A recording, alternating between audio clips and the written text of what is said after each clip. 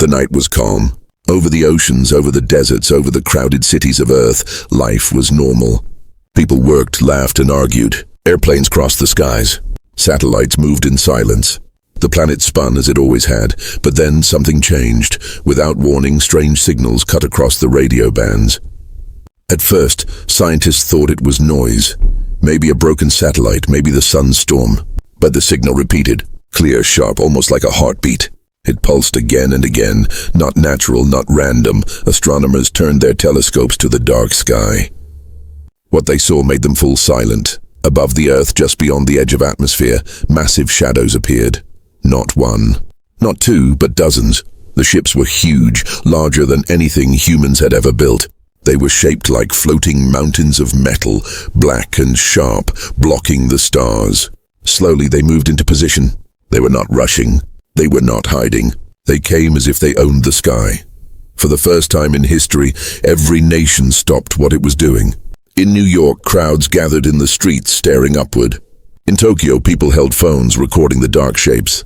In the deserts of Africa, shepherds and soldiers lifted their heads, watching the silent giants above. The world's leaders rushed to speak. Emergency meetings were called. The United Nations became the center of fear and questions. Who were they? What did they want? And why now? But the ships said nothing. They hovered in silence, their shadows stretching across continents. Their surfaces shone like black glass, smooth and alien. No lights, no windows, no sound. Just presence. Days passed. Humanity reached out. Radio messages were sent in every language. Greetings, peaceful songs. Images of human culture. Art, mathematics, DNA, history. Scientists and diplomats begged for a reply. But there was nothing. The aliens stayed silent. No answer, no attack. Just watching. The silence was worse than violence. People began to panic. Some prayed in the streets, believing the end had come. Others celebrated, thinking visitors meant salvation or knowledge. Conspiracies grew. Some said governments had made a secret deal. Others whispered that the aliens were demons, here to test humanity. Meanwhile, the militaries of Earth prepared quietly. Fighter jets circled the skies. Nuclear weapons were armed, hidden under oceans and deserts. But still, no one dared to fire first. Humanity waited. On the third day, strange events began. The alien ships shifted position. One by one, they moved into a perfect formation, covering the planet like a cage. Scientists watched in horror. The ships were not random. They were organized, calculated, deliberate. It was no visit. It was control. People on Earth could feel it. A weight, a pressure, like the sky itself was held hostage. And yet, still silence, no voice, no demands, only the dark shadows above. News channels around the world ran the same question. Why are they here? Are they explorers? Are they conquerors? Are they something we cannot understand? In secret, generals and presidents argued. Should they strike first? Should they wait? Should they trust? No answer was safe.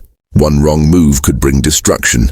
And then, one night, a strange light spread across the ships.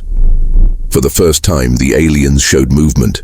Their black surfaces glowed with patterns, lines like fire crawling across metal skin. It was not random. It was language, a message. The world held its breath. Scientists scrambled to decode the strange symbols. Supercomputers ran day and night. But the message was not understood. It was too complex, too alien. And then, before the decoding could be finished, the lights went dark again. Silence returned. People felt more fear than ever before. The aliens had spoken, but only in a language humans could not break. It was like watching a giant raise a hand and then stop, waiting to strike. For children in small villages, the night sky no longer meant stars. It meant danger. For soldiers in secret bases, every second felt like the last. For leaders of great nations, the silence was unbearable. The Earth was no longer free, and yet, the world still asked, why do they not speak to us? Why do they not strike? What do they want? But in the shadows of those massive ships, one truth became clear. This was not peace. This was not war. This was something far worse. It was waiting. And waiting, everyone knew, was only the beginning. The world could not stay patient forever. For days, the alien ships had circled Earth like silent predators. They gave no reply, no sound, no signal. except that strange, glowing message no one could decode. Humanity's leaders had begged for answers, but the sky stayed cold and dark, and then, finally, the silence broke. It was a morning like any other. In schools, children sat at their desks. In cities, traffic filled the streets. In deserts, soldiers patrolled their posts, watching the shadows above. But at 10:07 a.m. UTC, every screen on Earth flickered. Phones, televisions, computers, everything turned black. Then, without warning, a single voice filled the silence. It was not male. It was not female. It was something in between, deep and cold, like metal scraping across stone. The voice echoed in every language at once. Humans, you are weak. Your world is surrounded. You will surrender peacefully, or you will be erased. The planet froze. For a moment, people thought it was fake, some computer hack, some cruel trick. But then the same words were repeated, this time broadcast directly from the alien ships themselves. The sound shook the skies, rolling like thunder across every continent. There was no doubt. The aliens had spoken. At the United Nations, chaos erupted. Diplomats shouted across the chamber. Some demanded peace talks, others cried for weapons. Leaders asked the same desperate questions. Should we surrender? Should we resist? But humanity was divided. In the streets, people panicked. Some screamed that Earth was doomed. Others shouted that it was a lie, that humans could fight back. Conspiracies spread faster than truth. Fear became louder than reason. Still, the scientists tried. That night, the best minds of Earth prepared a reply. They created a broadcast, simple and clear, in mathematics and human voice. We are not your enemy. We wish for peace. We do not want war. The message was sent in every direction, radio waves, laser signals, satellites. For 6 long hours, Earth waited. And then the aliens answered. Their words were colder this time, sharper, like a blade pressed against the skin of the planet. Peace is a lie of the weak. Peace is fear. Peace is surrender. Only those who kneel speak of peace. The words spread across every device, every radio, every screen. The voice was everywhere, impossible to ignore, and the meaning was clear. These beings had no interest in friendship.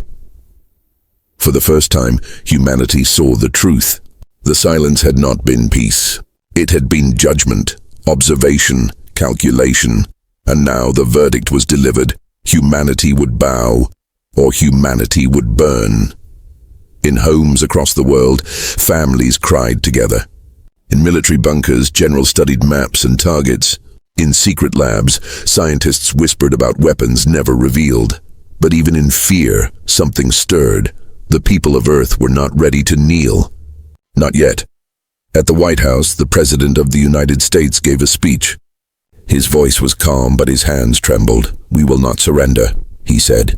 We will continue to seek peace, but if they bring war to our world, we will not fall quietly. In Moscow, Beijing, London, and Delhi, leaders echoed the same promise. For once in history, the nations of Earth found unity, not out of love, but out of survival. But the aliens were not finished. 2 days later, they gave a demonstration. Without warning, a beam of light fell from the sky. It struck the middle of the Pacific Ocean. The water boiled, rising into a storm of steam. Satellites captured the explosion. An entire section of ocean turned into fire. The aliens did not speak. They did not need to. The message was simple. Submit, or this will happen to your cities. The world trembled. Children hid under desks. Soldiers prepared for orders that might never come. Scientists prayed for more time. And yet through the fear, something burned quietly. A question, a thought, a whisper that passed from soldier to farmer, from teacher to student, from leader to citizen. If peace is impossible, what will humanity become? Because deep inside every human heart, a shadow began to awaken. If peace was weakness, then humanity would show the aliens something else. Something older, something stronger, something terrifying. For now, Earth still waited, but the waiting would not last forever. And soon, the aliens would see the other side of humanity. The Earth had begged for peace. The Earth had sent messages, promises, and hope. But the aliens gave only threats. Now the time for silence was over. On the seventh day of their arrival, the sky burned. Without warning, one of the alien ships moved. It was the size of a floating city, its surface black like obsidian. Slowly it tilted toward Earth. Then, from its side, a beam of white fire shot downward. The target, Beijing. In seconds, towers of glass and steel melted like wax. Streets turned to rivers of flame. Millions screamed and then millions fell silent. The world had witnessed the first strike. News spread instantly. Cameras caught the sky glowing red above the city. Families watched in horror from every screen, knowing the same fire could fall upon them next. At the United Nations, leaders shouted and cried. This was no longer negotiation. This was extermination. The aliens had spoken once more, their voice echoing like thunder. This is a warning. Surrender or the next city will burn. And the next, and the next. For humanity, this was the breaking point. No more words, no more waiting. The world rose in fury.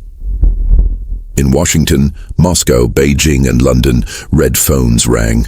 Nuclear silos opened. Submarines moved into position. Fighter jets streaked across the skies. For the first time in history, every nation pointed its weapons at the same enemy. But even so, there was fear. Humanity knew the truth. Earth's weapons might not be enough. These ships were too large, too advanced. A single blast had erased a city. What could human missiles do against giants like these? Still, humanity had no choice. To kneel was to die. To fight was the only path left. Deep underground, secret bases came alive. Weapons hidden for decades were powered on. Lasers, railguns, and experimental drones rolled out of steel vaults. Scientists who had worked in silence for years now whispered the same words. It is time. The aliens had expected surrender. Instead, they had awakened something else. Rage. In the streets of Paris, Rome, and Cairo, ordinary people raised banners and weapons. Farmers became fighters. Mechanics built bombs. Hackers attacked alien systems, searching for weaknesses. It was not just governments anymore. It was everyone. Humanity itself had entered the war. The aliens did not wait. The second strike fell on Mumbai. A wall of fire swallowed entire districts. Millions more died. The world cried, but the tears burned into anger. That same night, Earth fired back.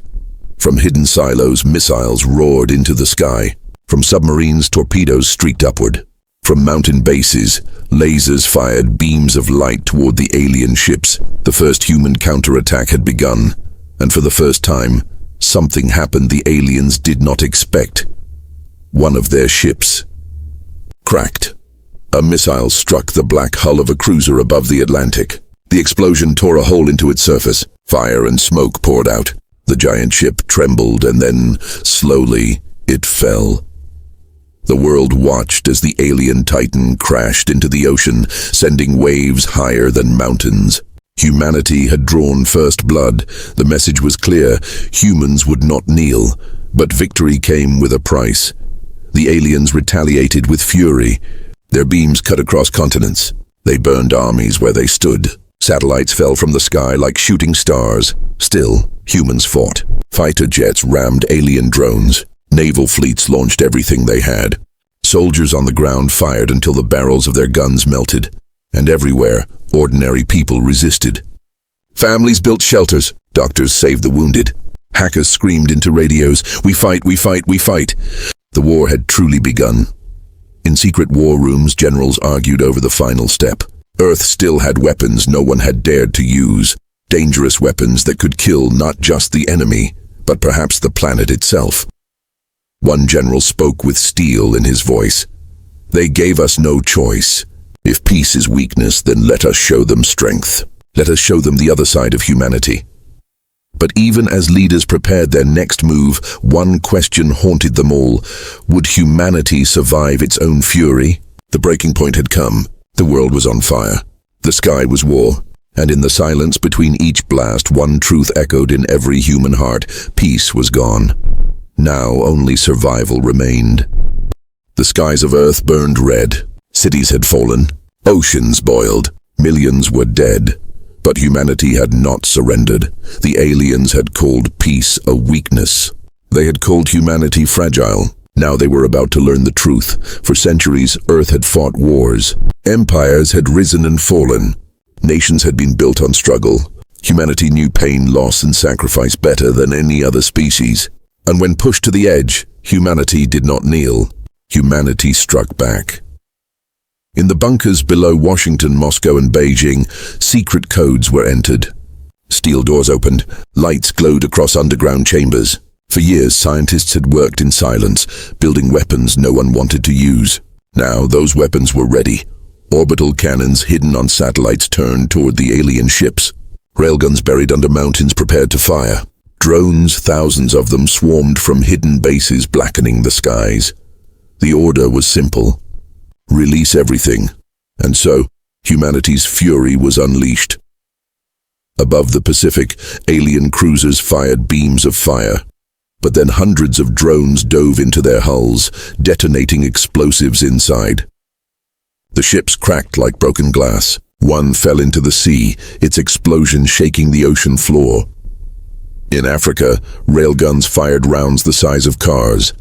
Each shot ripped through alien armor, sparks and smoke scattering across the sky. Soldiers cheered as the giants bled fire. In Europe, underground cannons opened fire on the ships above. Explosions lit up the night like suns, turning darkness into day, and in space, human pilots made the ultimate sacrifice. Small fighter ships, too weak to match alien power, rammed directly into the enemy cruisers. One after another, human lives were spent like bullets, and with every strike, another alien ship fell. The galaxy had never seen this before. The aliens had expected fear. They had expected surrender. Instead, they found rage. They found unity. They found a species that refused to die quietly. For the first time, the invaders faltered. Their perfect formations broke. Their voices echoed with anger, confusion, disbelief. They had crushed countless worlds before, but never had they faced a species like this. Then, across every radio, every screen, every broadcast, Earth sent a message. The voice was calm, steady and full of fire. We tried peace. We offered friendship. You answered with blood. Now you will meet the other side of humanity. Those words echoed across the battlefield, and the effect was electric. Soldiers screamed with renewed fury. Civilians in hiding whispered them like prayer. Even the dying smiled, knowing humanity's message had been delivered. The aliens tried to strike harder. Their beams cut through cities, their weapons erased armies. But it was too late. Humanity had awakened something unstoppable. In South America, resistance fighters hijacked alien drones and turned them against their masters. In Asia, hidden labs released prototype weapons, machines built not for peace, but for extinction. In the Arctic, submarines launched nuclear warheads into orbit, exploding directly against alien shields. The night sky became a storm of fire. Ships burned. Oceans boiled. The earth shook under the weight of fury, and yet, humanity kept fighting. Every death became fuel. Every loss became fire. The aliens had asked for war. Now, they were drowning in it. For the first time, their ships began to retreat. Not many, but enough. They pulled back into higher orbit, regrouping, bleeding from wounds they never thought possible. Humanity had done the impossible. They had stood against giants and made them bleed, but the cost was terrible. Cities were gone. Millions were ash. The planet itself was scarred. Yet in the smoke and ruin, one truth burned brighter than ever. Earth would not kneel. The galaxy was watching. Across distant stars, hidden civilizations listened to Earth's transmission. Some trembled in fear. Others whispered in awe. A new name had entered the cosmos, one not of weakness but of fury. The other side of humanity had been revealed, and it was terrifying. The war had raged across the skies. Earth had burned, but Earth had not fallen. The alien fleet, once proud and unshakable, was broken. Their ships, black mountains of steel, now drifted in orbit like wounded beasts. Many had fallen into the oceans. Others burned in the atmosphere, breaking apart like dying stars, and still humanity stood. The aliens had expected surrender. Instead, they had found rage. They had found sacrifice. They had found the side of humanity no species had ever seen before. Now the battle was over, but the war was not forgotten. From underground bunkers and ruined cities, survivors looked upward. The sky was scarred with fire, but for the first time in weeks there was hope. The giants had retreated, but they were not gone. High above Earth, the last alien ships hung in silence. They no longer threatened fire. They no longer demanded surrender. Instead, they simply watched. Perhaps they were waiting. Perhaps they were afraid. Perhaps they were planning to return with greater force. Humanity did not know. But humanity had an answer ready. At the United Nations, half destroyed, yet still standing, leaders from across the world gathered in one hall. The walls were cracked, the ceiling broken, but the voices inside were united. For the first time in history, Earth spoke as one. A transmission was prepared, not just for the alien fleet, but for the entire galaxy. Satellites carried it into space, past the moon, past the solar system, past the dark void between stars. The message was simple. The voice chosen was steady and unbroken. We tried peace. We came with open hands. We sent songs, greetings, knowledge. You answered with fire. You thought we would kneel. You thought we were weak. You were wrong. You have seen the other side of humanity. You have seen what happens when we are pushed. We do not surrender. We do not kneel, we fight. And if you come again, we will fight harder. We will burn brighter. We will show you that humanity is not prey. This is our final message to the stars. Earth lives, humanity stands, and we are coming. The words spread across the cosmos. On Earth, people listened in silence. Soldiers in ruined uniforms raised their fists. Families in broken homes whispered the words like prayer. Even the dying smiled, knowing the galaxy would never forget what humanity had become. And in the darkness between stars, other civilizations listened too. Some felt fear. If the aliens, so powerful, so cruel, had been beaten back by this small blue planet, what chance did they have? Others felt hope.